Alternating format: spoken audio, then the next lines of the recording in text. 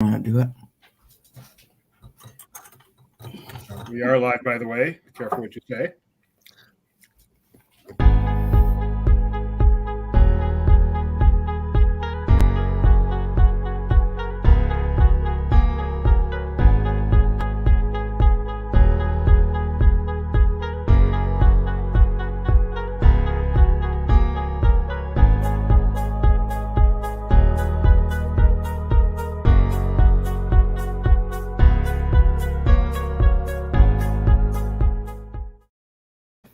Spicy salsa. Hello, everyone. Welcome to our live day 2 recap of the world's most magical celebration this year. As we celebrate, actually, right now, we're just 16 minutes away from not only Disney World's birthday, but also the start of a new Disney fiscal year. So it's kind of a double celebration. So, well, that's not true, but we'll go for it. Oh, it starts on West Coast time? No, it always starts on Sunday. Oh, I said corrected. All right, so we're just 16 minutes away from the Walt Disney World's 50th anniversary. So we are going to discuss what's going on with that celebration today. Yesterday we did our day 1 recap. I think today was even more exciting than day 1. So Benji was there, and Mac was on news desk all day, and I was in that very spot in 1999 for our first media event. So I guess that's why I'm here. So Benji, let's get started. What would you start with this morning? So, typically they do like a presentation, like a press conference kind of thing. Obviously, due to current situations, they did it virtually, which you can actually see. They put it up on YouTube. So, but they talk. It's like usually these things are like 70% kind of hokey and stuff you already know, and then a little bit of new stuff. So I'll focus on the new stuff. Although if you haven't seen the fashion show on Sunset Boulevard, it's not many times that you can see something knowing it's going to be in a weird Disney presentation in a few years. But check that out. So a couple things they did announce is they announced the opening date of Galactic Star Cruiser, March 1st. Bookings start kind of depending on your status as soon as, next week, early next week. But there's vacation club dates and annual pass holder dates and stuff like that. Optimistic. Yeah, it's funny because the priority booking is for reservations from March 1st through May 4th. So can't imagine that's a coincidence. Well, I can, but so they also formally announced, although not a surprise, I don't think, that Galactic mission, Guardians of the Galaxy Galactic Cosmic Rewind will open in 2022. No further date given. No further date given. So, I guess that's sort of like, well, yeah, obviously, but calendar or fiscal? Calendar. They were very clear. Calendar. Okay. Do you have any feel for like any sort of time frame for it at all? Well, so I went into it yesterday, and you get the sense it's basically done, but they need to add the special effects. And so the special effects would include theoretically talent and ride film. And that is probably the hardest part of the timing, is getting the actors we know from Guardians of the Galaxy to film the thing. So I would gather, if you look at when Guardians of the Galaxy Volume 3 starts filming, I would guess that's kind of probably when you're looking, but I don't know. And obviously I think that might be why they gave a very vague timeline, is because, if the way production has been, who knows? During either of those, either the Galactic Star Cruiser or Guardians, did you get any more details beyond what we heard yesterday? We did an interview. I mean, not during that, but we did an interview with one of the producers of Cosmic Rewind, and it was very vague. I mean, I won't say anything, but we did find out that it is basically a notch above Seven Dwarfs Mine Train. So it's supposed to be like family thrilling. It's not at rock and roller coaster level, which is, I would guess, probably like towards the extreme of a Disney coaster. So take that for what it is. But at any point today, did Jeremiah have to borrow some pants? No, unfortunately not. One Galactic Star Cruiser detail, which didn't come out of today, but kind of came into our zeitgeist today, was the fact that it would have how do they term it? A climate Simulation. So you're it's like a holodeck of the real world that we know, so that you can breathe, or probably smoke is probably which you shouldn't do.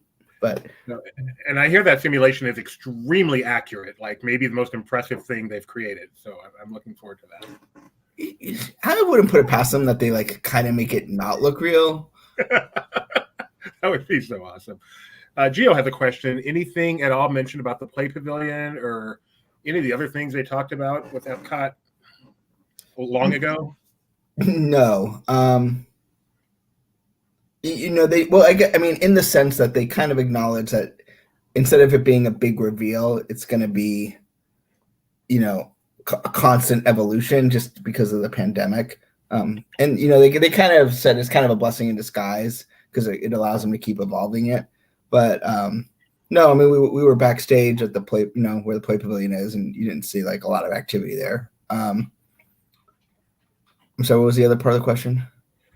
That was it. Anything else? But you kind of answered it. Mary Poppins. Well, no, Mary Poppins is canceled. I would say they did mention that the Walt statue at Inspiration Point, actually not. That's in the ABC special. But they did bring up the Walt statue at Inspiration Point, so that didn't get cut. Okay. Even though the building, the Moana fountain area, whatever that is. Yeah, they didn't talk about that. And I will say a lot of times at these press events, they want to focus on what they want to focus on. Like, it's not meant to be a state of Disney parks where they're just going to go through everything. They really want you to focus on, the next 6 months. So this is for the general get out to the world, and there's no point in talking about what's coming in 18 months. Right, exactly. It's not like a D23 Expo kind of thing where it's more of a State of the Union. Okay. Just go through. Someone has a comment on enchantment, which we'll get to later. I think their opinion is clear. According to Tony, the climate simulator will reflect the weather on Batu. That's very helpful. So what else? Hold on. I mean, go on without me for just 1 second.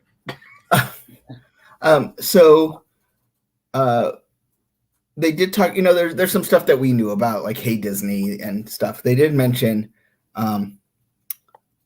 Magic Band Plus, which is kind of like if Glow with the Show, it's like they took those Millennium pins and put it on a Magic Band, or Glow with the Show, which I think kind of makes sense, because the problem with the Glow with the Show ears is you're giving a show for you're paying $30 to give someone else a show because they're on your head, right?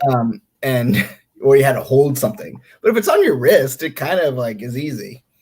They're going to interact with the statues, and the 50 statues, and there's some sort of game element in Galaxy's Edge. So, I mean, we'll see. Obviously, it's, without having one, but they look pretty. Do you think people are going to be watching the nighttime shows, though, like holding their wrist up here? Or is it just going to be a lot of like glowing, like around?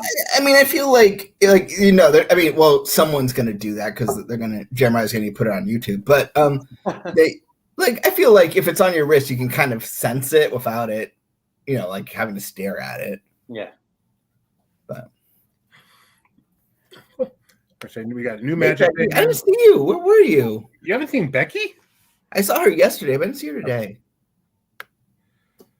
I just think we'll get there, but a couple of people mentioning that the Parks blog presentation of Enchanted is not available, or Enchantment is not available right now. Whoever's on Newsdesk, check it out. Yeah, we're working on getting a different version. So,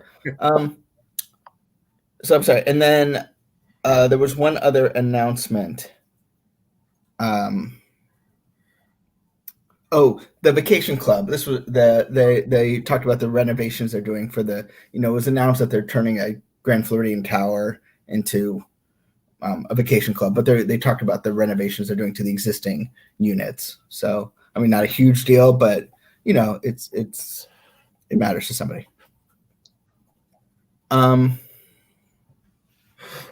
Okay. So that was kind of the press conference part, and then we went to do our interviews, which we talked about. So we learned about Enchantment, and it's the same creative team basically that did Happily Ever After, and they kind of said it's like an evolution of it. It's not, and I'm not going to get into like people's opinions, but it definitely felt of the same vein. But then we had lunch over at Steakhouse 71, formerly known as The Wave, which I was out there and I was like, wow, I can't believe they took a restaurant that just opened like 3 or 4 years ago and dramatically renovated again. And then we looked up the opening date of The Wave. When did The Wave open?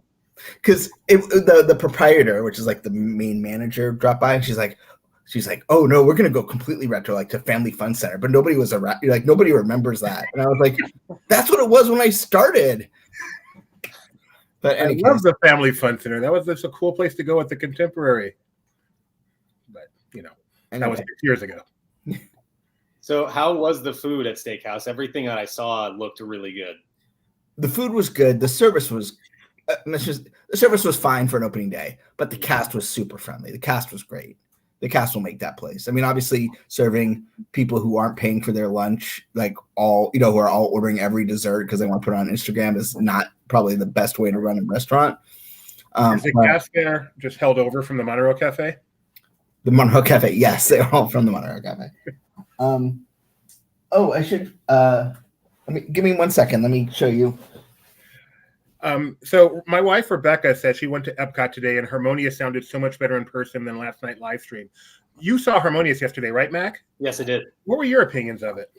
I really liked it. I thought it could use more fireworks. There are some moments that feel like they're a little bit slow. I think you could add a little bit more to it. But overall, I really liked it. So as I waited for lunch, because they were running behind, they were selling 50th anniversary medallions on the Grand Canyon Concourse, as well as pressed pennies. Wow. How much are those medallions? What's that? How much are the medallions? I think it's $8 for 5. Okay. Oh, that's not bad. Or like $1 for 1. That's not bad at all. No, that doesn't make any sense. That'd be a terrible idea. But, yeah, they're not bad. Ripped off if you paid $8 for 5 of them. Yeah. It might be $2 for 1 and 8 for 5. All right, so Steakhouse 71, impressive. Yeah, so it was good. What's that? You just experienced it like a guest. You sat there, took your order, yada yada. Yeah, I mean, minus the bill part, but yeah, they took our order. It was complete. I mean, the place was. I mean, everyone was condensed. So I mean, I wouldn't say it's fair to judge an opening day restaurant when they're serving hundreds of media and invited guests. But yeah, it's the food was good. The desserts were good. It's definitely they're trying to do for like modern takes on 70s classics. So they have like a wonderful ambrosia dessert. The onion soup, it features like 4 different kinds of onions and 4 different kinds of cheese. I didn't know there were 4 different kinds of onions. Yeah, things I learned today. So then we head over to Magic Kingdom and we had an interview with Stephen Miller, former ambassador. You guys seen him around.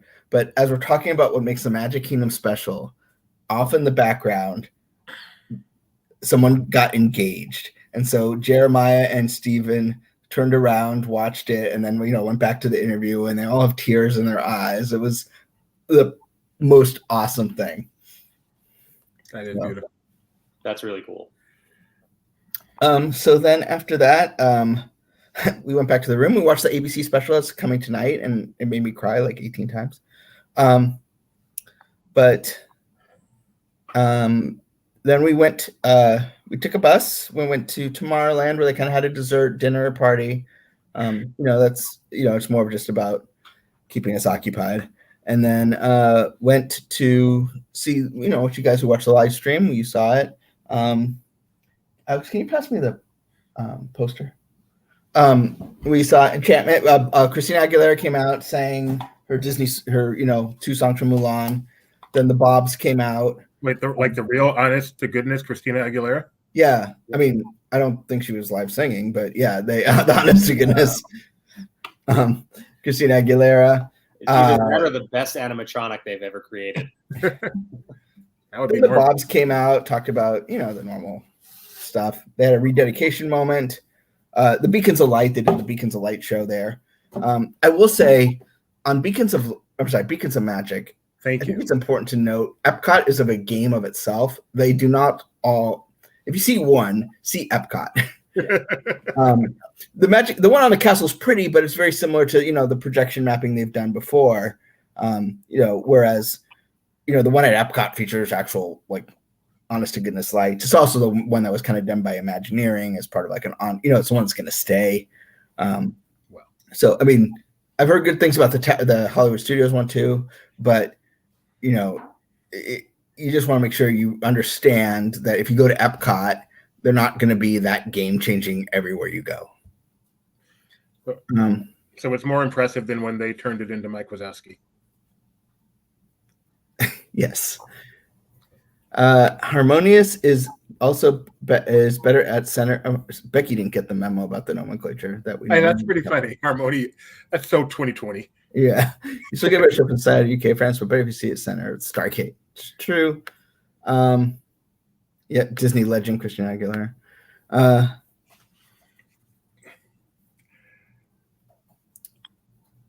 I see where Becky was.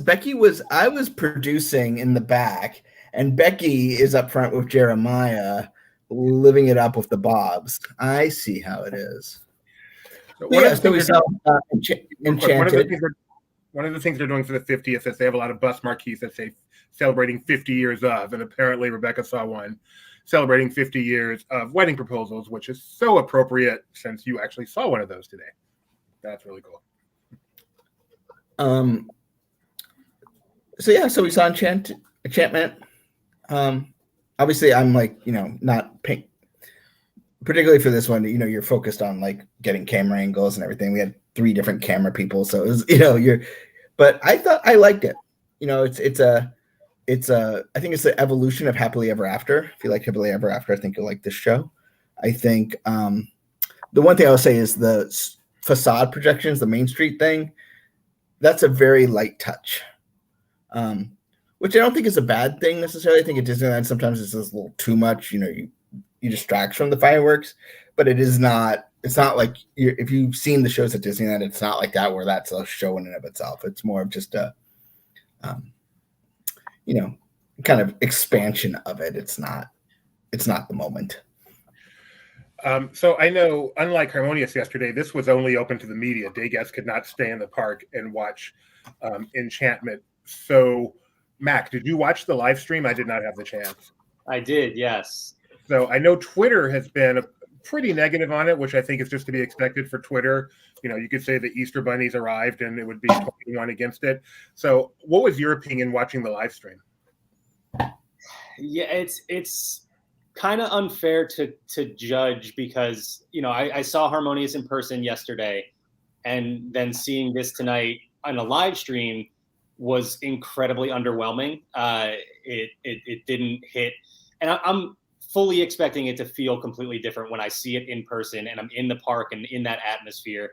But I don't know, it felt to me like a step back from Happily Ever After.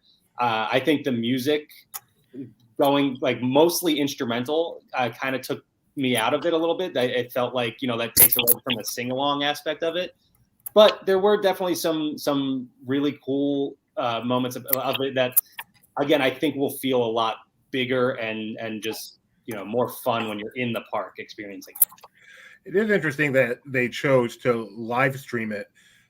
Basically this is everybody, just unlike yesterday, this is just about everybody's impression of it. And the live stream never comes off as well as being there.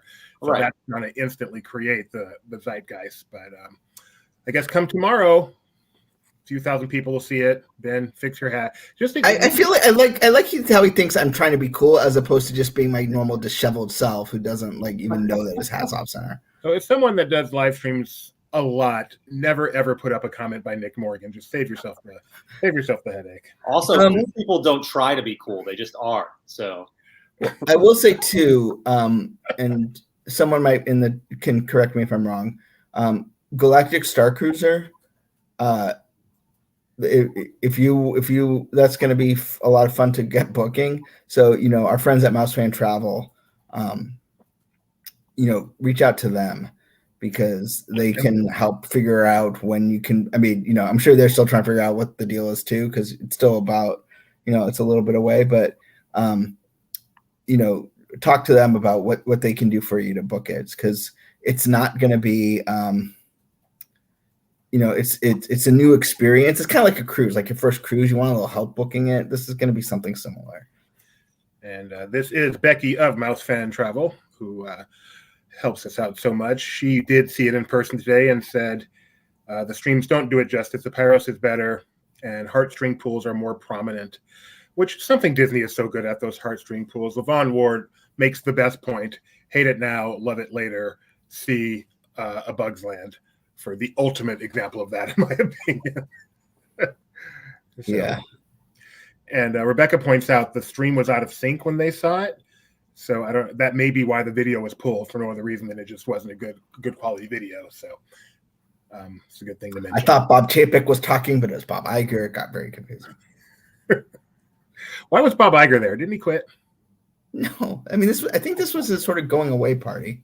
Okay. I mean, they kind of said, thank you for leading us, and it was a true passing of the baton, because there's always a scuttlebutt about whether they're friends or not, but obviously he's still the chairman of the company, so therefore. I thought the passing of the baton was on that investors call when he just looked at JPEG and said, "This is your problem now." Yeah, I think this might be a more public. Okay. Okay, this is one worth putting up from Nick. How many malted beverages were consumed while watching the Bengals game? I can't believe they won that game. I can't believe it was that close, but none. I was working at the time, so I was not. A question from someone who was actually there, because Rebecca noticed the Pyro didn't seem to have that many colors.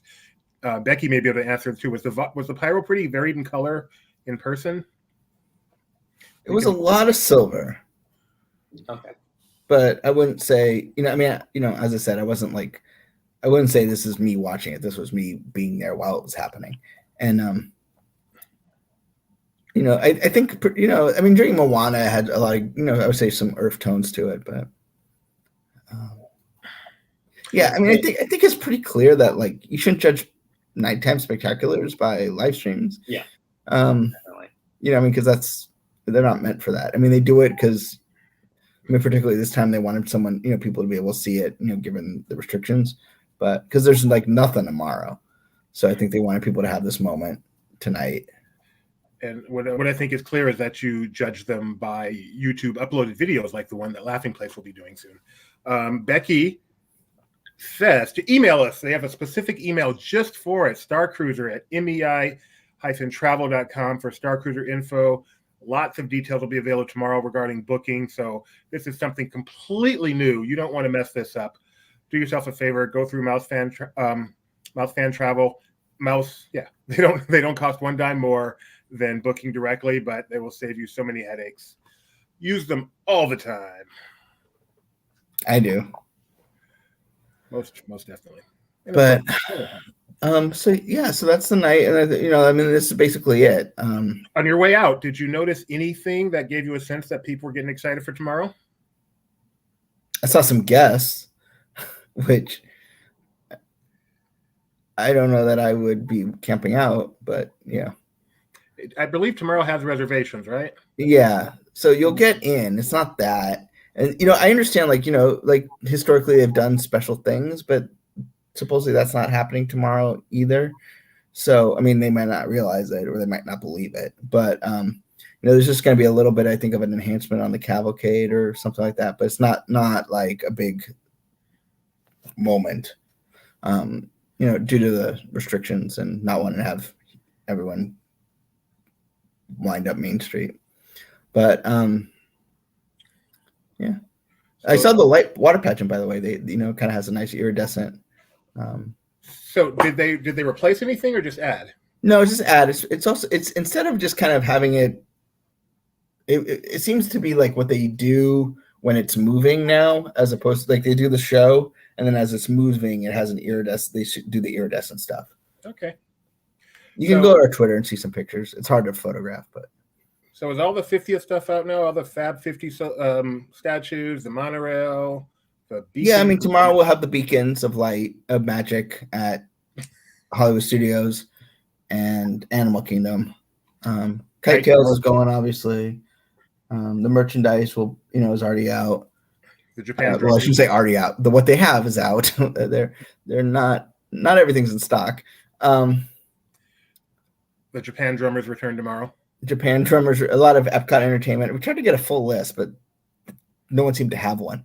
But filter Cerveau Amusement. Yeah. Gio points out there will be merch on Shop Disney in the morning for the Vault and Celebration collections.